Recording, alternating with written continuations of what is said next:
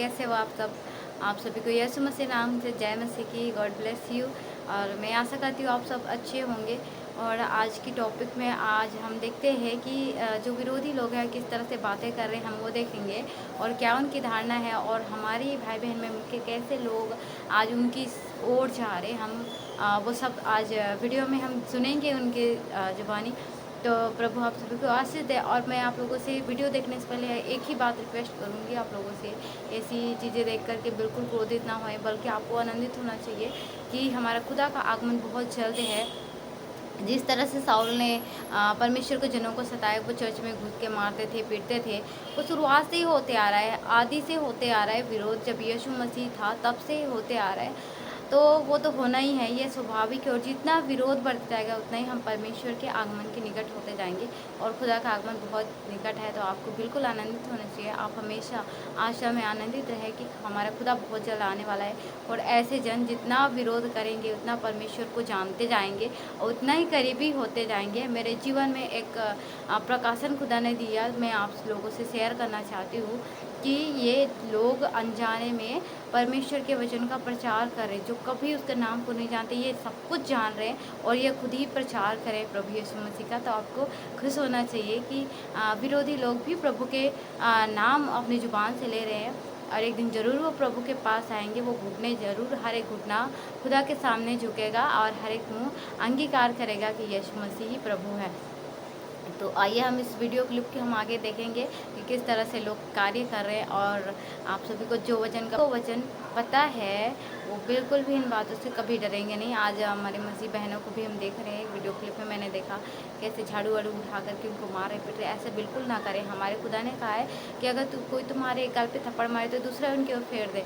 तो हमारा प्रभु को सोच के ये बात कहा है तो उनका जीवन बदल जाएगा। हमारे अंदर यीशु मसीह का स्वभाव दिखना चाहिए, ना कि शैतान का। हमारा पिता यीशु मसीह है, वो प्यार करता है। उसने कभी गाली के बदले गाली नहीं दिया, मार के बदले कभी किसी को मारा नहीं, वो भी दबाया गया, कुचला गया, वो तो परमेश्वर का बेटा था। हम तो साधारण मनुष्य हैं। तो बिल्कुल भी इन सब चीज़ों में आप अपने स्वभाव को, अपनी जुबान को गंदा ना करें। प्रभु आप सभी को आशीष दे। और आइए हम वीडियो क्लिप को देखते हैं। आप सभी के संग में परमेश्वर के साथ रहे। आमीन। जो आयोजन जो आप लोगों को बुलाया गया था उसमें यह है कि हमारा शस्त्र पूजन प्रतिवर्ष होते आ रहा है विजयादशमी के पर्व पर। यही है कि कल जो शस्त्र पूजन उसी की तैयारी पूरे जिले के कार्यकर्ता लगे हुए हैं। भव्य रूप में शोभा यात्रा निकाला जाएगा ग्रीन चौक से। 23-24 की पूर्ण रूप से तैयारी है लठ के साथ। और रही बात ईसाइयों के टारगेट में, तो टारगेट में तो हम लोग है ही हैं, तो उनके टारगेट से हम लोग डरते नहीं हैं। कि लोग होंगे उनका आधार कार्ड चेक करेगा। क्रिश्चियन है, बिल्कुल जाइए आप अपने धर्म का प्रचार कीजिए, कोई दिक्कत नहीं। अगर एक भी हिंदू मिला तो उस कार्यक्रम को नहीं होने दिया जाएगा। तो हम सभी इसके लिए रात दिन मेहनत कर रहे हैं और बहुत बड़ा कार्यक्रम होने वाला है। आप देखेंगे कल दिखने का जोरों शोर से तैयारी हो गई है। लेकिन सभी से निवेदन है, शस्त्र का ध्यान करते हुए शास्त्र को भी सीखना बहुत आवश्यकता है। और अब हाई कोर्ट गए हैं वो बिलासपुर, इसके जरिए हमारे वकील साहब भी खड़े हो चुके हैं। अब देखते हैं कि नमस्कार, आप देख रहे हैं VLC न्यूज़ और इस वक्त मेरे साथ भगवा ब्रिगेड के वो लोग खड़े हैं जो छत्तीसगढ़ में अपने पंचम लहरा रहे हैं भगवा को लेकर। और काफ़ी विवाद इस वक्त भी चल रहा है बलजिंदर सिंह को आने को लेकर। और लेकिन इस वक्त फिलहाल जो है छत्तीसगढ़ के दुर्ग जिले में जो है शस्त्र पूजन का आयोजन करने जा रहे हैं। लेकिन उससे बड़ी बात एक ये है कि ये सारे जो लोग हैं ये जो है मिशनरियों के हाई लिस्ट पर चल रहे हैं, ऐसा जानकारी मिला है सूत्रों के अनुसार। लेकिन ये देखना ये है कि क्या इन लोगों को जो है किस तरह का सुरक्षा मिल पाता है, ये समय बताएंगे। लेकिन हम कुछ बातों को लेकर यहाँ पर चर्चा करने के लिए हमारे साथ रतन जी मौजूद है, गौतम जैन जी मौजूद है, यहाँ पर रवि निगम जी मौजूद है, ईश्वर गुप्ता जी मौजूद है और तमाम दिग्गज लोग यहाँ पर मौजूद है जो इस रतन यादव जी के कंधे से कंधे मिलाकर जो है भगवा ब्रिगेड के साथ खड़े हुए और छत्तीसगढ़ बजरंगी के नाम से सारे लोग जाने जाते हैं। जी रतन जी, अभी का जो वर्तमान स्थिति जो चल रहा है और आप लोग शस्त्र पूजन कराने जा रहे हैं, वो तो कितना बड़ा कलेजा लेके चलते हैं। एक तरफ आप शस्त्र पूजन करा रहे हैं, दूसरी तरफ आप मिशनरियों के साथ लड़ाई में भिड़े हुए, कैसे आप कर ले रहे हैं? ये तो बजरंगबली की कृपा है और अच्छे कार्य करने के लिए प्रभु साथ देते हैं, ये तो मैं महसूस भी किया हूँ। और यह जो आज का जो आयोजन जो आप लोगों को बुलाया गया था उसमें यह है कि हमारा शस्त्र पूजन प्रतिवर्ष होते आ रहा है विजयादशमी के पर्व पर। इसी परिप्रेक्ष्य में इस बार भी ग्रीन चौक में शस्त्र प्रदर्शन और शस्त्र पूजन होगा।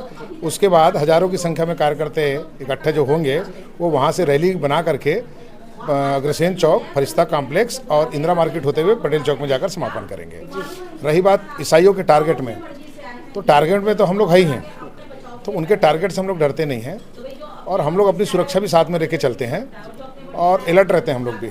और हम लोग सारी परिस्थितियों से निपटने के लिए तैयार बैठे हैं, कहीं कोई दिक्कत नहीं हमको। शासन से किस तरह का सहयोग आप लोगों को मिल पा रहा है या मिलने की उम्मीद है कुछ? शासन तो ऐसा है कि सुध भी नहीं लेता हम लोगों का।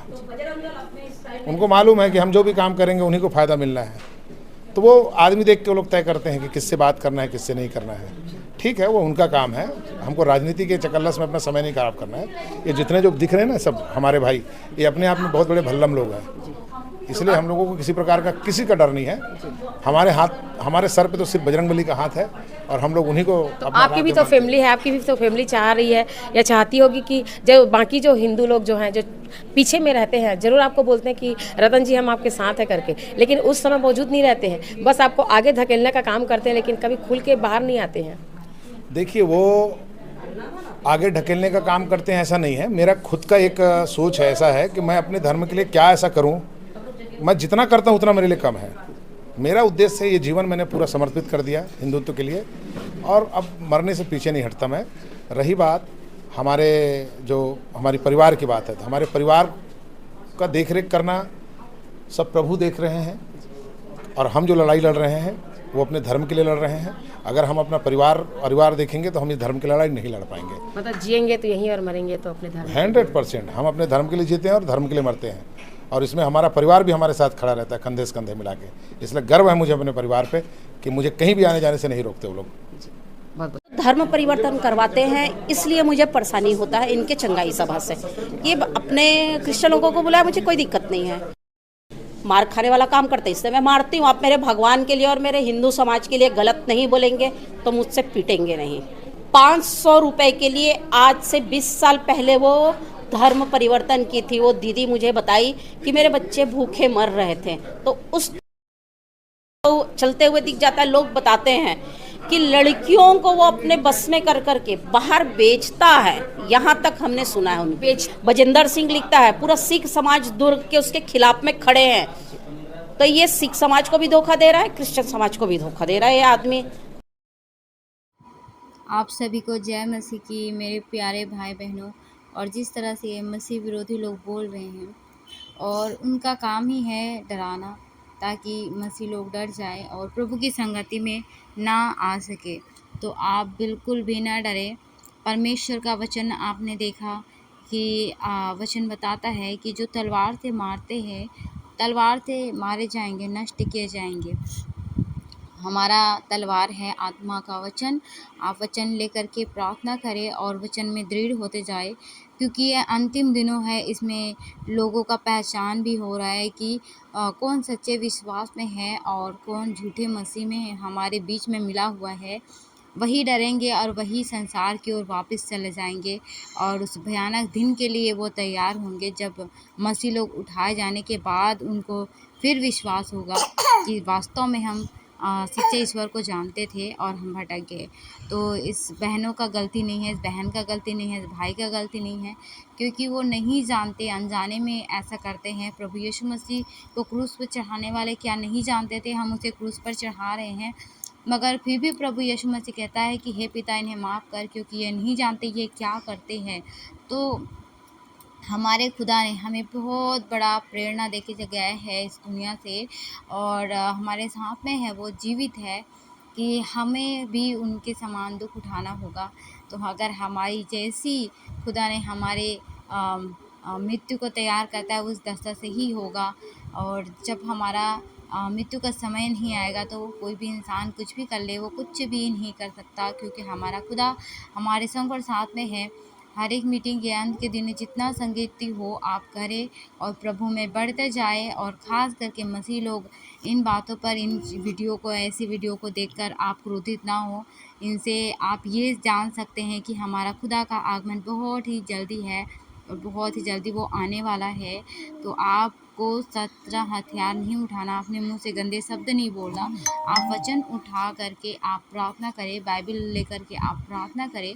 प्रार्थना से ही इनका जीवन बदल सकता है और इसके मन के अंदर जो शैतान बैठा पड़ा है जो विरोध कर रहा है प्रभु के राज्य को आने में, जो इतना जल्दी प्रभु का आगमन है, वो चाहता है कि बहुत सारे लोग भटक जाए। ऐसा बिल्कुल भी आपके जीवन में ना हो, इन सब चीज़ों को न डरना, क्योंकि हमें बता दिया गया है कि देखो राज्य पर राज्य चढ़ाई करेंगे और जगह जगह भूकंप होंगे, हर जगह विरोध होंगे, कई लोगों को मेरे नाम से मरवा डालेंगे। तो तुम ये सब देख के घबरा ना जाना, क्योंकि मेरे आने का समय निकट है। तो इसलिए हमेशा आप प्रभु में बने रहें और बिल्कुल भी आप विश्वास को ना खोएं। हमारा खुदा जीवित है, क्योंकि सारे संसार में केवल उसी के नाम से विरोध होता है, क्योंकि वो जीवित है, वो सत्य है। तो प्रभु आप सभी को आशीष दे और इन बहन के लिए, खास करके ज्योति शर्मा के लिए प्रार्थना करें। अगर ये एक मसीह में आ जाएगी, इसके जीवन में प्रभु अगर काम करे और जिस तरह पौलुस से बात किया वैसे अगर इससे भी बात करे, तो ये अगर परमेश्वर के राज्य में आ जाए तो पूरा छत्तीसगढ़ में परमेश्वर का राज्य आ जाएगा। तो इनके लिए विशेष करके प्रार्थना करें, प्रभु इस बहन का जीवन को बदले। और ये जो भी कर रही है अनजाने में कर रही है, इसे वचन का ज्ञान नहीं है, कभी खुदा की उपस्थिति को जाना नहीं, तो आप प्रार्थना करें कि प्रभु इनसे बात करे और इनके जीवन को बदले। तो आप सभी को प्रभु आशीष दे। जय मसीह की। वहाँ पर भगवान को, हमारे गीता को, हमारे भगवत गीता को, सभी देवी देवताओं को, कुल देवता को, सभी को ये जो क्यों बोलते हैं घर से देवी देवताओं को निकाल दो, ये प्रार्थना कहलाता है क्या? क्योंकि जो वहाँ जाते हैं और जो घर वापस हुए हैं वो खुद हमें बताते हैं वहाँ हमको ऐसा बोला जाता है करके। तो ये गलत है ना। हम तो किसी के, उनके समाज में जाके उनको नहीं बोलते, उनके समुदाय में जाके हम नहीं बोलते हैं कि आप उसको मानो और मत मानो। तो वो हिंदू समाज में क्यों बोलने आते हैं, क्यों बरगलाते हैं सबको? तो ये जो कुछ मूर्ख टाइप में जो लोग होते हैं, जो स्वयं जाते हैं और उनके शायद बत्तीसवां ही बोलते हैं, बत्तीसवां लेते हैं और उसके बाद फिर से वापस हिंदू धर्म में आते हैं और वहाँ पर की सारी गतिविधियों को फिर आप लोगों को बताते हैं, फिर आप लोग उसमें आक्रोशित होते हैं। तो ऐसे लोगों के साथ क्या एक्शन लेना चाहिए जो दोनों धर्म के बीच में आपस में भी लड़ा रहे हैं? कभी उधर ईसाई बन जाते हैं, कभी फिर हिंदू बन जाते हैं। क्या है ना, जब इंसान कुछ तकलीफ में और इसमें रहता है तो जो जैसा बोलता है थोड़ा सा बरगला देते हैं, उनको धोखे में रख के उनको धर्म परिवर्तन करवा देते हैं, तो उसमें वो बहकावे में चले जाते हैं। लेकिन जब उनको समझ में आता है कि नहीं, ये लोग तो हमारे साथ में गलत किए हैं करके, तो फिर वो वापस आते हैं। वो लड़वाते नहीं, वो वहाँ की बातें हमें बताते हैं कि उन लोग हमको ऐसा ऐसा किए। जो 32वां है वो देखने हम नहीं गए हैं, जो वहाँ लिए हैं वो हमें बताते हैं जब घर वापसी करते हैं कि उन लोग ऐसा ऐसा करवाते हैं हमको। जैसा आप सुन रहे हैं कि ये बहन लोग आपस में क्या बात कर रहे हैं कि कई लोग होते हैं जो परमेश्वर के पास आते हैं और जैसे बीज बोने वाले की हम वचन सुनते हैं, ये वही है जो मार्ग के किनारे गिर जाते हैं, जिसको चिड़िया चुग लेते हैं। झाड़ियों में गिरने वाले बीज, पथरीली भूमि में गिरने वाले बीज यही होते हैं जिनका हृदय परमेश्वर के समय पूरे मन से नहीं आते और थोड़ी समय में ये भटक जाते हैं। तो ख़ास करके मैं कलीसिया से यही निवेदन करती हूँ कि आपकी कलीसिया में जो भी आते हैं उनको अच्छे से परमेश्वर का वचन सिखाए और उनके जीवन में कोई भी ज़ोर ज़बरदस्ती साथ में सचमुच ना करे, क्योंकि हम कई बार चाहते हैं इनकी आत्मा बच जाए और हम क्या करते हैं, इनको भटक न जाए, इसलिए हम चाहते हैं कि वो प्रभु में बना रहे, मगर धैर्य बांध करके कभी किसी से सेवा ना कराएं। ऐसे लोगों को उनके हर हाल में ही छोड़ दिया जाए। हम सिर्फ प्रार्थना कर सकते हैं ताकि ऐसे भाई बहन का जीवन बदले जो हमारे ही भाई बहनों में ठोकर का कारण बनता है। हालेलुया। तो इस लोगों के गलती नहीं है, ये वही लोग हैं जो आधा अधूरे ज्ञान लेकर के इन लोगों को बताते हैं कि वहाँ ऐसा होता है, वहाँ ऐसा होता है। तो सभी लोग सुसमाचार बिल्कुल अच्छे से सुनाएं ताकि उनका जीवन बदल जाए। और ये तो होगा ही, क्योंकि लोग झूठ बोल बोल कर तुम्हारे विरुद्ध में 10 प्रकार की बातें करेंगे, तब तुम आनंदित होना। हमें खुश होना चाहिए, हमारा खुदा का राज्य आने वाला है, क्योंकि ये सब हो रहा है जो उसने कहा था। तो प्रभु आप सभी को आशीष दे और आप सभी को प्रभु बहुत से आशीष दे। सबको जय मसीह की। God bless you.